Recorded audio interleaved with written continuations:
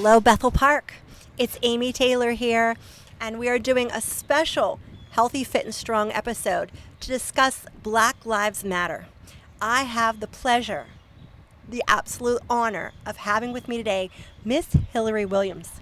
She was the leader of the peaceful demonstration that took place at Pleasant Hills Shopping Plaza on June the 3rd between the hours of noon and 2. Welcome today. Thank you. So wonderful to have you. Thank you. It's great to be here. I want to talk to you a little bit about what was it that you did to bring the protest together? Well, the protest evolved from I had to turn attentive ear to my children. When the video was released by students from the Thomas Jefferson, well, not the Thomas Jefferson High School, but the West Jefferson Hills School, the elementary school, there was a lot of chatter on social media. There was a lot of kickback from students. Let's talk a little bit about that video, just for the people at home who might not be aware. After the May, I believe it was, 24th killing of George Floyd, there was some West Jefferson Hills students who decided to mock his killing online and pretend like they were doing a chokehold and making a mockery of it. Right. So, okay, go ahead. Right. They reenacted the George Floyd murder. And as a result, there were, of course, kids are in social media and kids were out of school. So we have an interface, and we have behind the interface, we have students who are having conversations, and those conversations are not guided. They won't be able to return to school to have those conversations guided by the teachers or administrations, or I'm not even sure if the parents were actually guiding the conversations. So as I began to turn attentive ear towards my children and began to hear that there were other students who did not agree with what was going on in the community, and they were crying out. They were saying, this is not us. We do not want to be represented like this. We do not agree with, and these are students, not adults. And that speaks volumes that the kids are like, this is not representative of who we are. Right. These are isolated children who acted on their own. Do not categorize us with them. Right. And my children had posted some things on social media as well. And there were some responses from other students, so they weren't positive responses. And so as that began to escalate, I proactively do not allow my children to continue to engage in certain activities that will cause them mentally harm and potentially be traumatic for them. They had already gone through some traumatic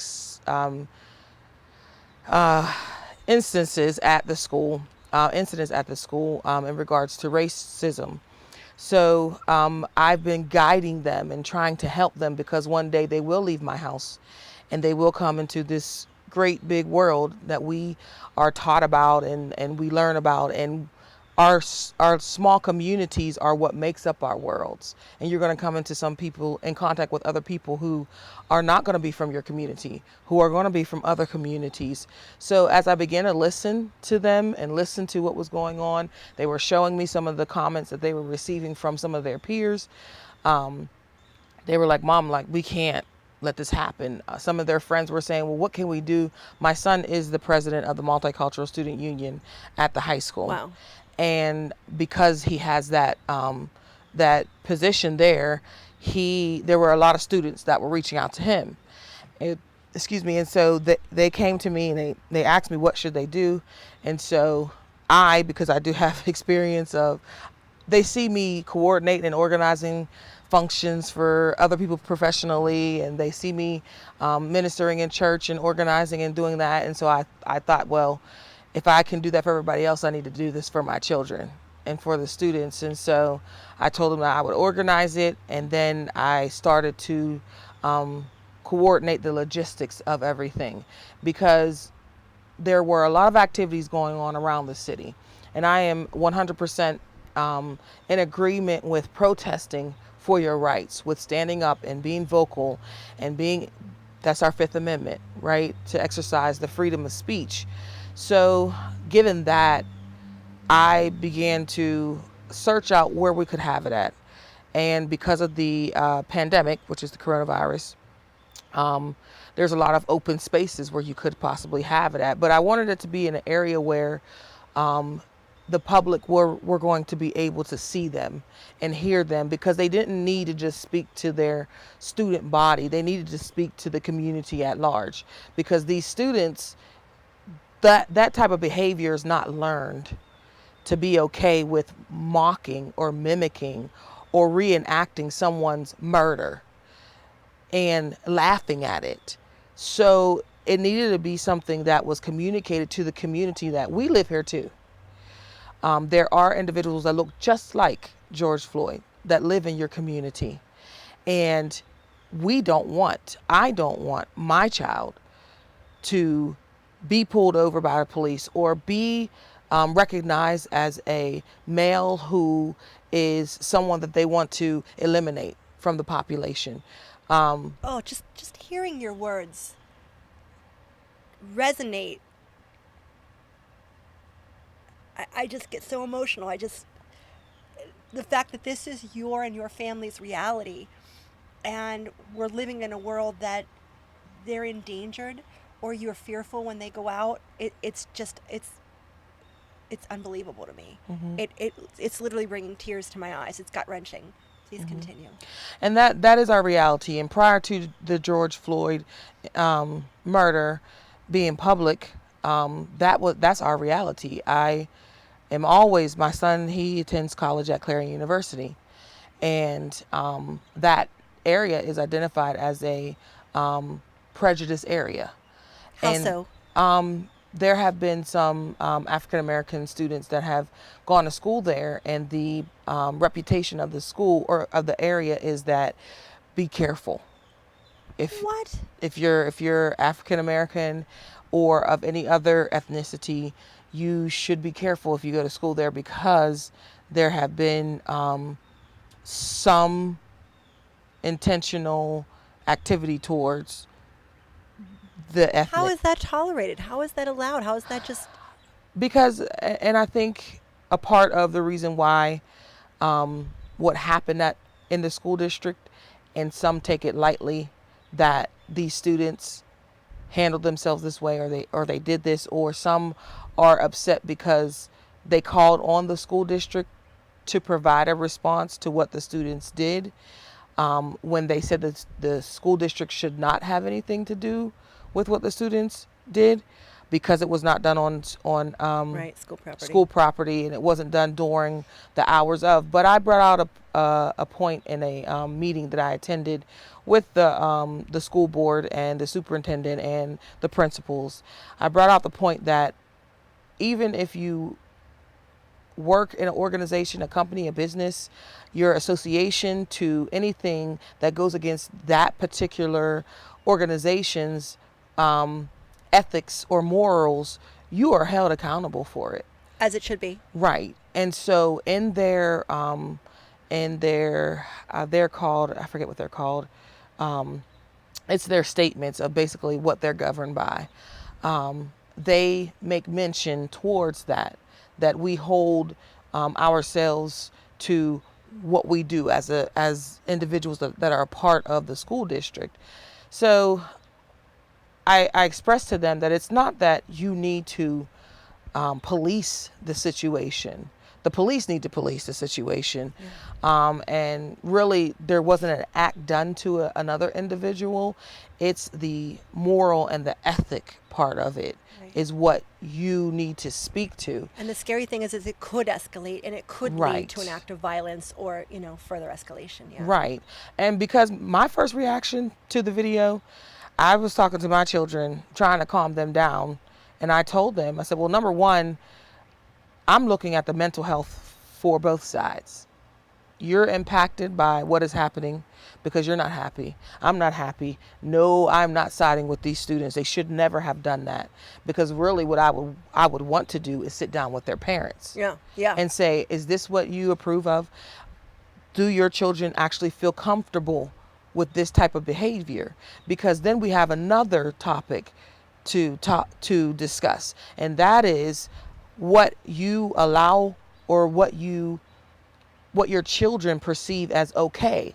behavior. So then they're intermingled with my children. Yeah. My children are African American children. There are other children that look like my children that attend the school. So if they feel comfortable with reenacting a murder, you want me to be okay about my children going to school there? And their safety. Right. And then not only that, but and we're also looking at the ratio. Well, we're looking at the numbers of the percentages of the majority and the minority. I understand. So we're looking at individuals who, obviously, if you're in the majority, the area is comfortable with that. Yeah. You And get because too of- comfortable with it. Right. And because And of the then they comfortability. become complacent. Right. And nothing gets done. Right. Well, kudos to you for taking, matters into your own hands and speaking to the school board about it. How old are your children? My oldest child is Darius. He did graduate from Thomas Jefferson High School last year. And he's the one in Clarion. Yes, he's 19. I have two 17-year-olds. They are now seniors at the school. And I have two 16-year-olds, and they are the now juniors at the school. And previously you had mentioned that there were several instances at the school where it was racially charged. Do you feel comfortable discussing that situation? Sure. Sure. What happened? There have been several. So it's not just isolated to one. There has been several. With your children directly? Yes. Talk to me about that. My approach has always been, my background is, I do have background in quality and auditing.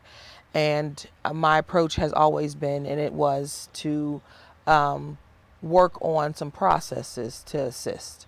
Because it was obvious whenever we moved there that there were there wasn't very much diversity, ethnic diversity. I understand. So I did counsel my children before we moved, because we moved and it was purposed when we moved to move them to a better academic climate. And I told them of the challenges that they may face, because I graduated from Kiski Area High School, and there it was predominantly white. And I also went through a lot of racial aggression as I went through high school. And actually vowed never to return back to Pennsylvania because of that experience that I had. But because my parents and my family are here, I brought my children back here. And so the school district, they did move. They handled the first incident with quick removal there was a document that was passed around that a teacher was using to define the word. What? And A teacher did this? yes, because they wanted to exercise empathy. I don't know what the strategy was around that. It was representative of the comfortability that exists in the area, to the point where you assume that you are exercising empathy by trying to help people understand.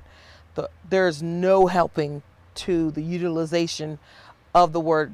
And it was in association with a piece of literature that they were reading in the English class. And in order for them to feel better about reading the word, she created a handout. And the handout itself was ridiculous. But I'm assuming you mean a white teacher. yes, it was a white teacher. There are no teachers of color in the school at all. There are no staff members. There aren't any. Administration? No, Nothing. no Nothing. administrators, school board. There aren't any. Wow. Okay. There aren't any. What So happened to that teacher? the teacher, Superintendent Galani, quickly moved on removing the document, and he did discuss he did have a conversation with her in regards to her utilization of the document. As soon as because I believe when we first started the school district, he was also first beginning his role as a superintendent of schools there. So he quickly removed it. And we talked about developing processes and towards diversity and inclusion. Am I correct in telling the viewers at home, please correct me if I'm wrong, it is never okay to use the word? It is never Never okay. Not even in teaching. not in teaching, not in dialogue, not even in student Right, dialogue, right, because there are different variances of I the would- word I would that think is that this used. teacher would have to go to an educational class to learn what's right and what's wrong and why it is so. Right. Was it And her ignorance that she didn't understand the situation, or I think it is more so right now we've been in a lot of discussion, and I've come to the conclusion that ignorance is only ignorance if you're not educated. If you are educated, then it's a choice. We move I from understand. ignorance to a choice. So over the years, we have adopted this ignorance justification for why people are racist, or why there are racial incidents, or why racism exists, and we continue to say ignorance. But I kind of want to rewind the tapes to see where that picked up and became the trend to say that this is ignorance, well, because this it's circles all the way back to the complacency. No one's ever done anything until the George Floyd incident, and then people are like taking up people like, we're not going to take it anymore. We're not going to tolerate it. We're going to stand up for our beliefs. Henceforth, your peaceful demonstration that occurred. right, because the assumption is, well, thank God for technology Yeah. now, because we no longer have to try to explain. And there's a lot of Or he said, she right. said. There's what a really lot happened. of there's a lot of conversations out there right now that's saying, well, why do we have to explain? Why do we even need footage for you to believe what we're saying, rather than just believing us? Because Right. if we're sitting on the other side of the table, then there's no need for Right. the explanation. You're you- believed. Do you, as a mother of an African American, we'll say son, child, are you fearful when they go out, or if they go driving in your neighborhood or any other neighborhood? Are you fearful? Most definitely. Please I tell me am. a little bit more After about the that. George Floyd incident, well, the murder, I keep saying incident, but it was actually a murder. Yes. After the murder of George Floyd, that next Monday, I got up, and the first thing on my mind was, I need to talk to Darius and Zion. Those are my sons. And I was thinking, because Darius he is the most friendliest, lovable, optimistic. I call him my gentle giant, because he's a football player, and he's huge. And if you didn't know him and he came into your presence, you would be afraid, because he is just his stature. He's built. He lifts. He's he is- intimidating almost. right, just his stature.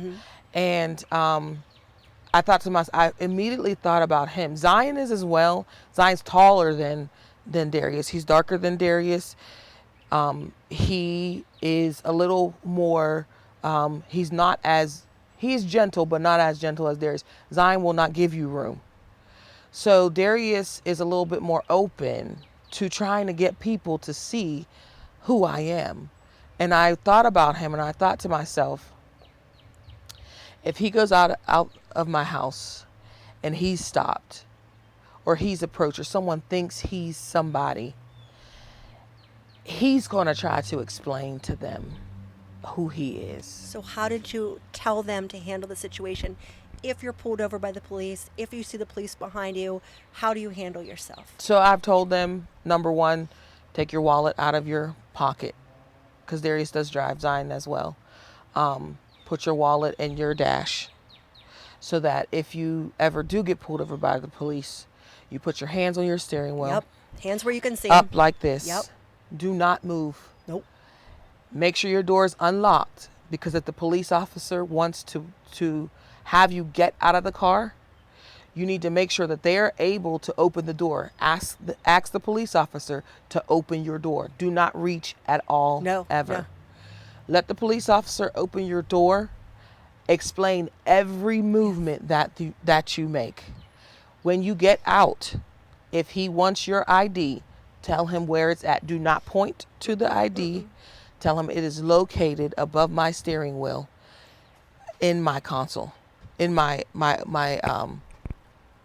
in the dash, because any move can be perceived as a move, or Aggression. later on can say, look, he was reaching. That's right. That's right. Or look, he was. My uncle, he's deceased, state trooper, Pennsylvania state trooper, in Vandergrift, and his son is a state trooper. I have another cousin that's a state trooper. I have family members who are part of law enforcement. And throughout my years of growing up in a predominantly white area, they made sure that everyone was aware that I was a part of their family. And I did not realize why they did that so much so. I just thought it was a great thing, being a kid, that I had a police officer in my family, and up until the recent events, since I've had my sons, did I realize they were doing that to protect us. Yes, yes. So that law enforcement knew, if you pull her over, she's a part of me. Yes, yes. Because they were already a part of the law enforcement for the state and for local as well. I remember when Wendy Williams was on TV, and she actually was talking to her son about, when he went away to college and she couldn't be there for him. And she actually introduced him to the police force and said, this is my son. He's not a criminal. I want you to get to know his face. And I want you to know that when and if you ever pull him over or you meet him, he's a good kid. Mm-hmm. So she actually had the conversation directly with the police because she felt that was necessary. Mm-hmm. Yes. So I've had that, and that's not the first time. That's not the first time that I've had that conversation with my sons. I've had it in the past before, because I do realize that we do live in a predominantly white area, and that they are perceived as, and even when we lived in New Kensington, and that is when the young man that was gunned down in the street and he had no weapon. Yes. That is when that incident occurred. And I was telling my son, you look just like him. Your hair looks like some of the individuals who have been murdered. So I don't want that to happen to you. So I'm telling you right now, this is where you can't go. This is what you can't do. This is they have lived a very restricted life because I've been trying to save their lives. Do you tell them when they go off on their own not to wear certain kinds of clothing or not to wear their hair a certain way for any fearful reasons, or they just... I used to, but I stopped doing that. Yeah. I stopped doing that because... I'm just thinking of like the stereotypes. Yes. I told them to stop doing that because it doesn't matter anymore.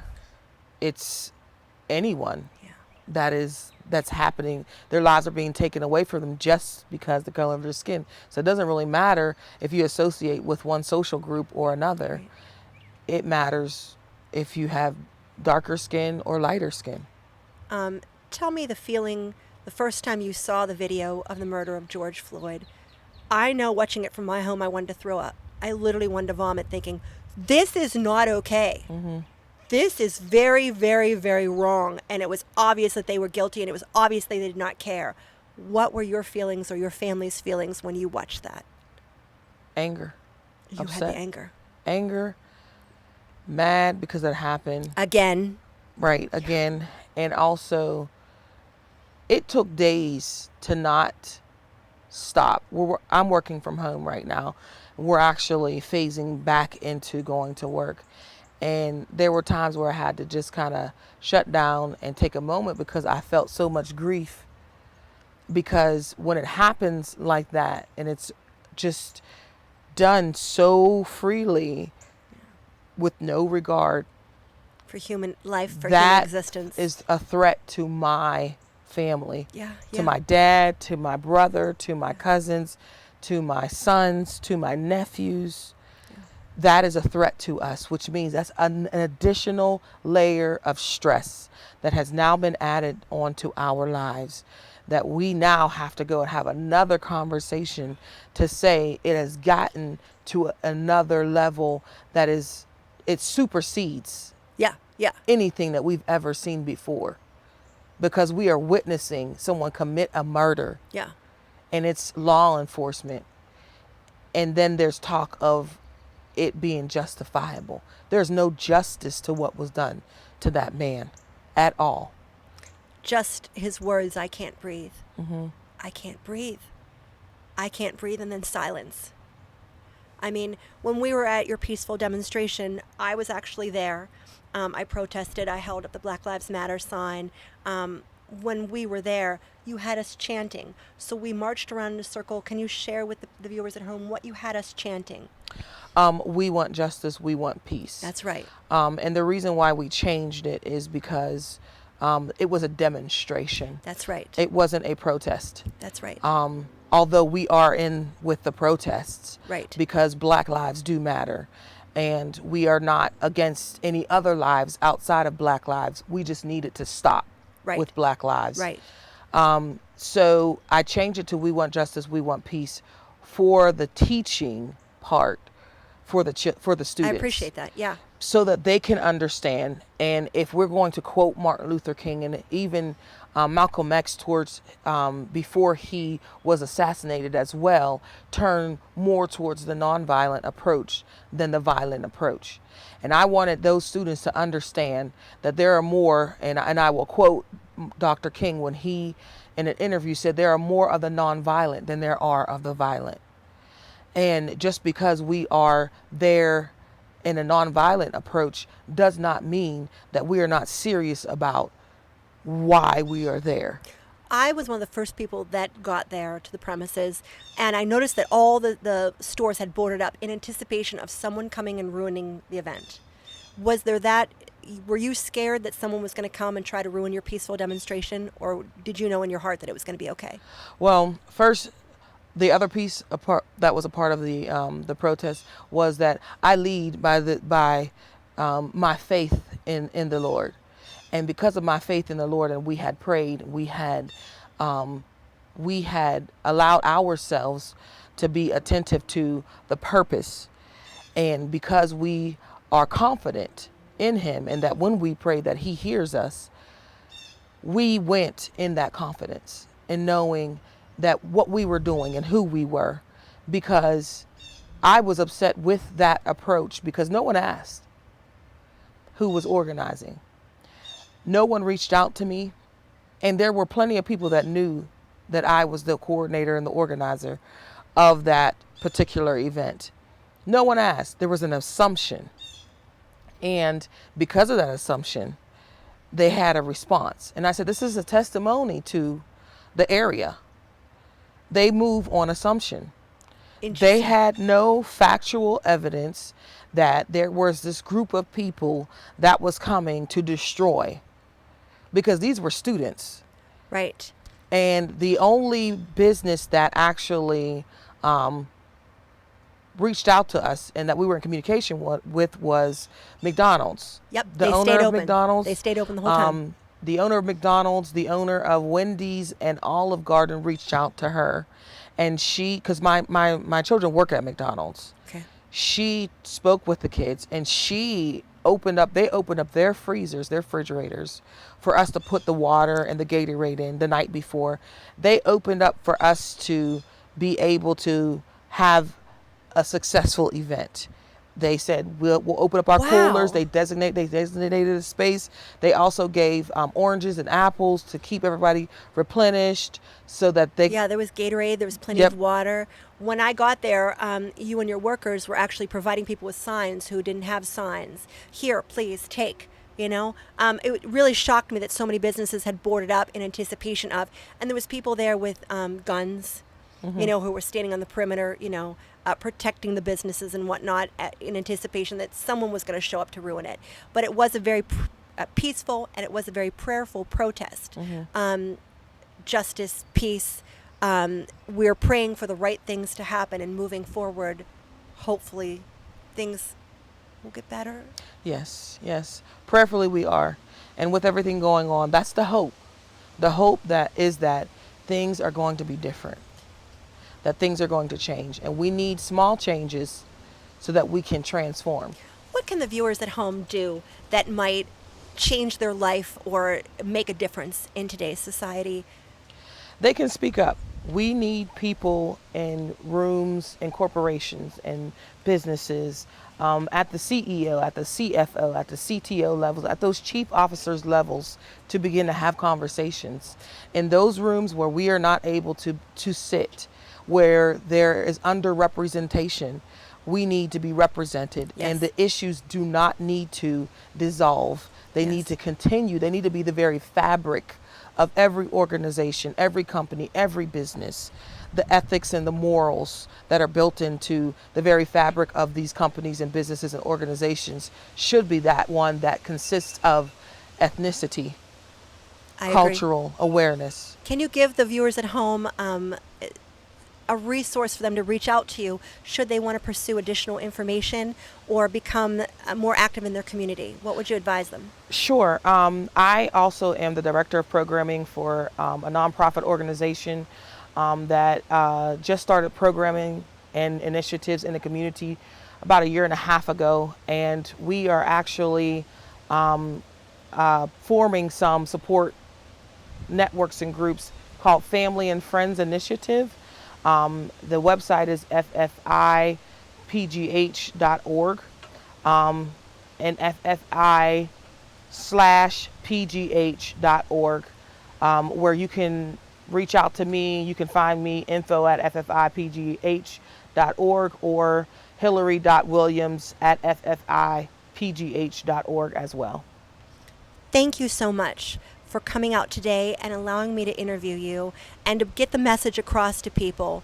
Can you please, in a very short amount of time, just end this with a short prayer and we'll sign off? Sure.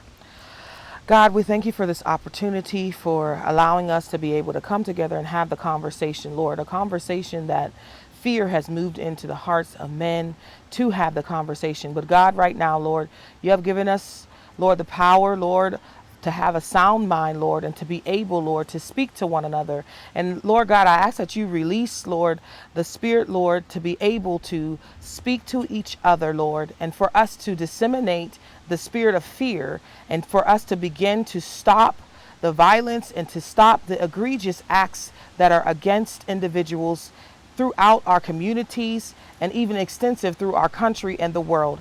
And we just thank you and we give you praise and honor for this opportunity. We ask that you bless those who are actually reaching out and making efforts to actually help the communities and help those who are trying to allow the spirit of peace and unity and love to be existent in our communities. Amen. Amen.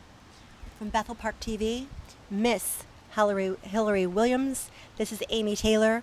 Thank you for being here today. Thank you.